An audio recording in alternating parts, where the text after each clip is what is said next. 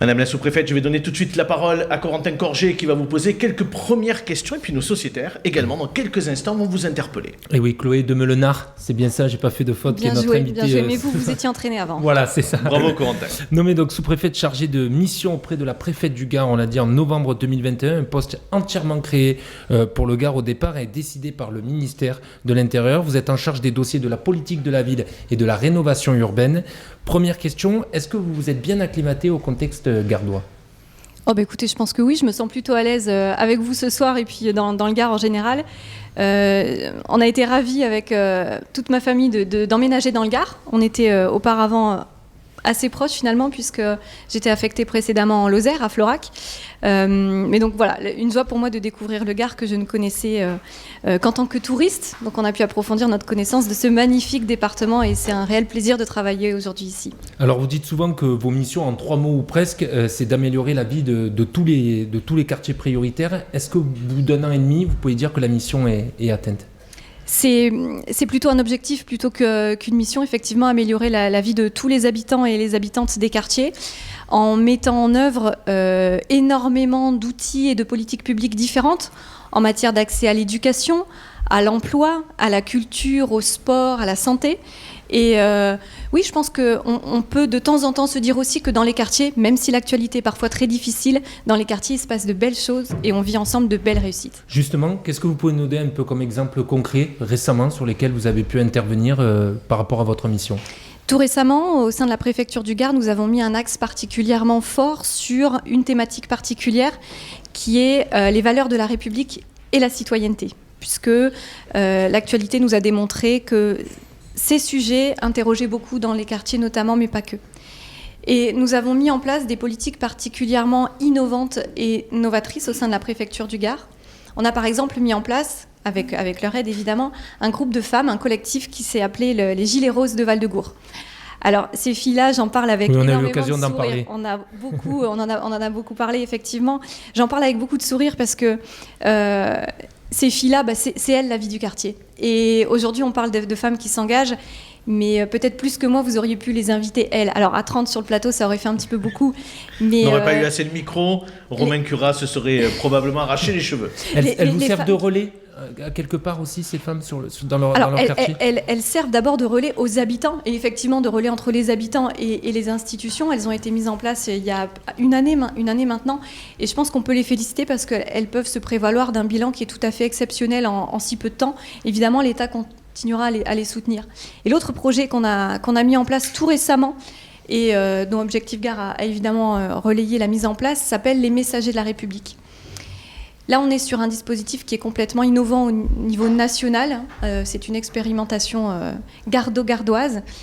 Et les Messagers de la République, c'est un groupe d'hommes et de femmes très spécialisés en matière de citoyenneté, valeurs de la République, qui interviennent auprès des associations de quartier, mais pas que, pour diffuser ces messages en lien avec la citoyenneté et les valeurs de la République. Les premières actions ont eu lieu il y a une dizaine de jours.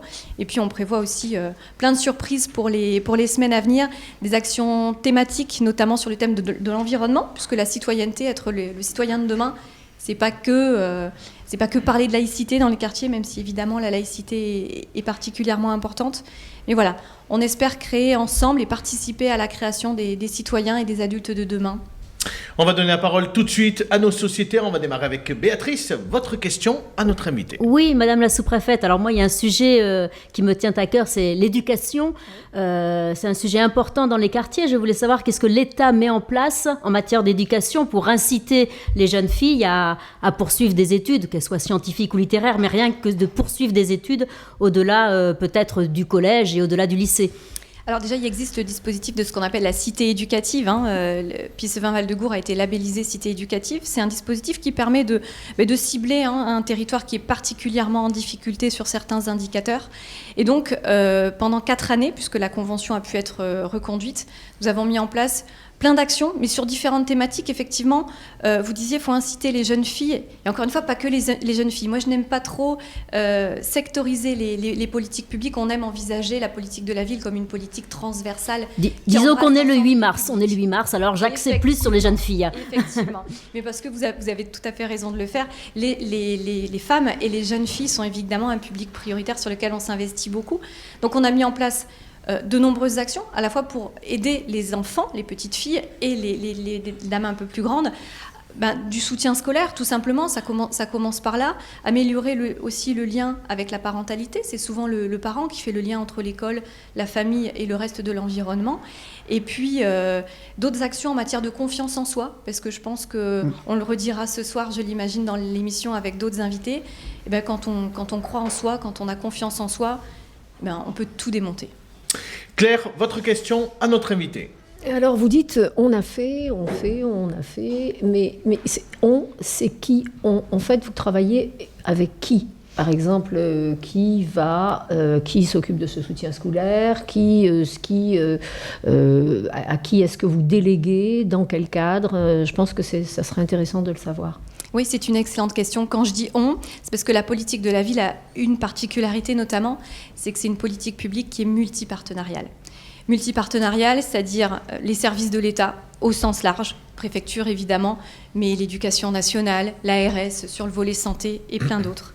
Et puis aussi tous les partenaires, les collectivités, donc les villes qui sont concernées, conseil départemental, régional, parfois l'Europe qui vient nous aider sur certains fonds spécifiques, sur certaines dotations.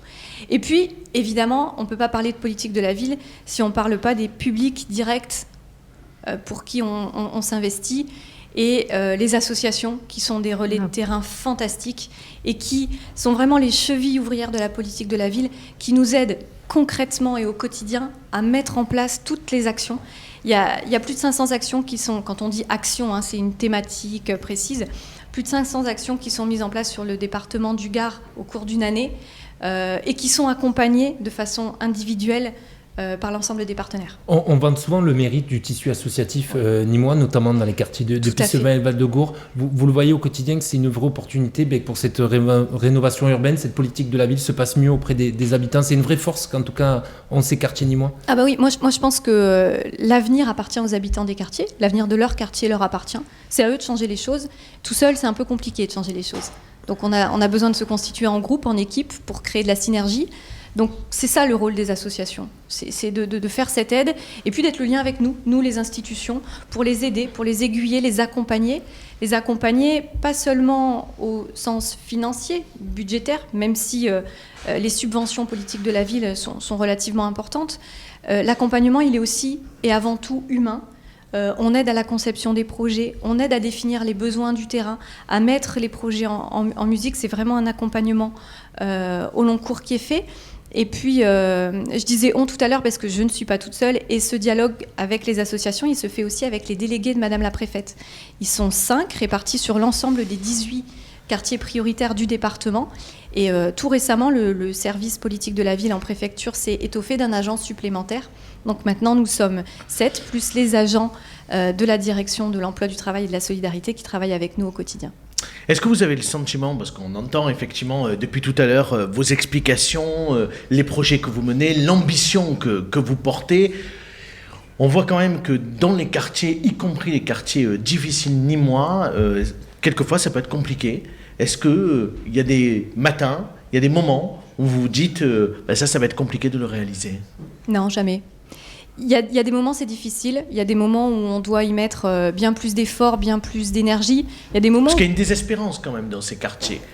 Oui, mais il y a aussi beaucoup d'espoir. Il y a aussi beaucoup d'espoir, beaucoup d'envie et de dynamisme. Et il y a une chose qui est capitale selon moi, c'est que, du moins ici à Nîmes et dans le département du Gard, on ne recule pas. Moi, je me suis jamais privée d'aller quelque part. J'ai jamais renoncé. J'ai jamais dû reculer. De même que les forces de l'ordre ne reculent jamais. On va partout, tout le temps, nuit et jour. On parle souvent de la galerie Wagner. Moi, je vais dans la galerie Wagner n'importe quand. Je vais n'importe où dans le département. Je suis invitée dans toutes les associations, chez les habitants. On peut vraiment aller partout. Je pense que c'est un mythe important à déconstruire aussi, même si effectivement, il y a la pauvreté, la misère sociale, la désespérance, la dégradation du cadre de vie. C'est une évidence. Mais il ne faut pas nier non plus qu'on peut encore tout changer. On dit un mot également sur la rénovation urbaine. Corentin, vous en parlez il y a quelques instants. Moi, ce qui m'intéresse, c'est aussi comment vous vous confrontez au quotidien aux hommes politiques sur la question de l'ANRU et donc de la rénovation urbaine. Vous êtes jeune, vous avez forcément des échanges réguliers avec eux. On dit que vous êtes une femme de caractère, que vous pilotez, organisez, vous tenez tête. Comment ça se passe avec les hommes politiques sur le territoire, ni moins? Il y a aussi des femmes politiques sur le territoire nîmois. Oui, sur la rénovation urbaine, c'est plutôt des hommes. Sur la rénovation urbaine, c'est plutôt des hommes. Je ne le vis pas comme une confrontation, moi. Vous avez utilisé un vocabulaire qui est assez guerrier. Moi, je ne le vis pas comme ça du tout. C'est sûr que parfois, c'est un petit peu plus compliqué. On échange des points de vue, on peut dire ça comme ça. Ils ne sont pas toujours d'accord. Ils ne sont pas toujours d'accord. Après, sur l'ANRU, il y a une chose qui est très importante, c'est que c'est la ville de Nîmes et la métropole qui sont porteurs de projets. L'État, encore une fois, impulse, accompagne. On ne fait pas à la place d'eux. Je pense que c'est important que chacun reste bien sur son domaine de compétences. Et Madame la préfète y veille particulièrement. Donc, mais il y a plusieurs millions d'euros qui sont investis par l'État. Donc votre avis compte. Effectivement, tout à fait. Et on y veille. On dit un mot plus personnel peut-être, parce que ce soir, la thématique de cette émission, c'est les femmes qui s'engagent. Vous êtes donc, comme on le disait, une femme d'engagement, avec un métier passionnant, prenant. Comment vous faites pour concilier tout ça avec une vie personnelle ? Ah, c'est un petit peu la question piège et mystère, la question coquine dont on m'avait parlé. Pour réussir à concilier tout ça, je pense qu'il faut être particulièrement bien entouré par son compagnon, sa compagne et sa famille. Et j'ai la chance d'être extrêmement bien accompagnée et soutenue dans ma vie perso. Donc je pense que c'est indispensable. Vous pourriez parler et poser la même question à des sous-préfets, des sous-préfêtes. C'est un métier qui nécessite effectivement un engagement particulier. Oui, parce qu'il n'y a pas d'horaire. Même le week-end, vous pouvez être sollicité, vous rendre sur le terrain. Oui, et puis quand on est en vacances, on peut rendre une petite visite à Objectif Gare pour une interview sympa. Donc, oui, parce que vous étiez en congé cette semaine, en effet. On vous remercie encore davantage d'être là ce soir. Mais après, l'engagement, je le vis, je ne le subis pas. C'est un choix. On ne m'a jamais forcé à devenir sous-préfète. C'est un engagement à la fois personnel et professionnel. C'est un choix de famille parce que les personnes qui partagent ma vie savent quel est le poids de cette contrainte aussi, d'être une personnalité publique. Un petit peu moins dans le Gard que dans le département de la Lozère dans lequel j'étais avant. C'est vrai qu'ici, l'anonymat parfois de la vie nîmoise est aussi agréable. Mais cette conciliation, elle se fait à grande échelle. Moi, j'ai des ambitions personnelles aussi d'être effectivement une bonne compagne, une maman chouette, je l'espère. La petite est encore un peu trop jeune pour nous donner son avis. Et puis, j'espère être une chouette chef pour ma secrétaire qui me subit tous les jours, tous les voisins de bureau, les collègues, voilà. Et pour pardon. Non, peut-être une dernière question, mais c'est vrai que la rénovation urbaine, c'est un projet qui va durer encore une dizaine d'années. Dans l'idée, oui. Votre mission, c'est d'accompagner jusqu'au bout, ou on sait que c'est rare d'avoir des missions aussi longues, peut-être dans votre fonction. Oui. Comment vous comptez encore continuer sur... Les missions d'un sous-préfet durent généralement 2-3 ans. Moi, ma mission, dans la mesure où c'est une création de poste, vous l'avez rappelé, c'est de mettre les choses sur les rails, de définir des méthodologies, le lancement. De créer, de constituer l'équipe, d'impulser une méthode, une façon de faire. Et après, que ce soit moi ou un autre, ça sera exactement pareil.